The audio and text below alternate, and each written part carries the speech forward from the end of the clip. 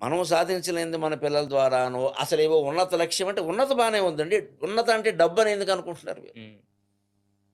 వీళ్ళ ఉన్నత అంటే డబ్బే అనుకుందామండి. కంచి పరమాచార్య ఫోటో కనపడినా సరే సాష్టాంగం పడుతున్నారు గదే! ఆయన దగ్గర డబ్బులున్నాయండి? గోచిగుడ్డ పెట్టుకున్నాడాయన. శృంగేరి భారతీయ తీర్థస్వామి ఏం అలంకారాలుంటాయి. మాకున్న ఉంగరాలు కూడా వాళ్ళకేం ఉండవే. అసలు అవును. చేతికో ఉంగరం ఉండదు భారతీయ తీర్థస్వామికి. అవును. ఏం చూసి వాళ్ళకి నమస్కారం చేస్తున్నాం? మరి పీఠాధిపతులు, సన్యాసులు, పరమహంస పరివ్రాజకాచార్యుల దగ్గర ఏమీ లేదని తెలిసి, ఆధ్యాత్మిక జ్ఞానం మాత్రమే ఉందని తెలిసి మనం ఓ పక్క నమస్కారం చేస్తూ, వాళ్ళ దర్శనం కోసం తపిస్తూ, మళ్ళీ మన పిల్లలకి ఈ సన్యాసము, త్యాగము, జ్ఞానము, వైరాగ్యము నేర్పకుండా సంపాదించడం నేర్పుతున్నామంటే లోపం ఎక్కడుంది మిత్రమా? నాటకం ఆడుతున్నాం, నాటకం ఆడుతున్నాం. హ్మ్. ఇక్కడ పరిశీలించుకోవాలి మనిషి. నీకు వాళ్ళకి దండం పెట్టడమేనా మానేయి. లేతే ఈ మాటలైనా మానేయి. హ్మ్.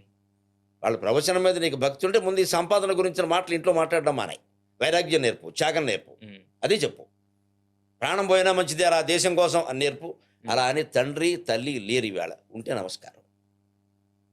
100% అక్కడ మార్పు రావాలి. అప్పుడు మానవ సంబంధాలు లైట్‌గా ఏం తీసుకోడు. ముందు తల్లిదండ్రులను చూసుకోని వాడు దేశాన్ని ఏం చూస్తాడండి? అంతే.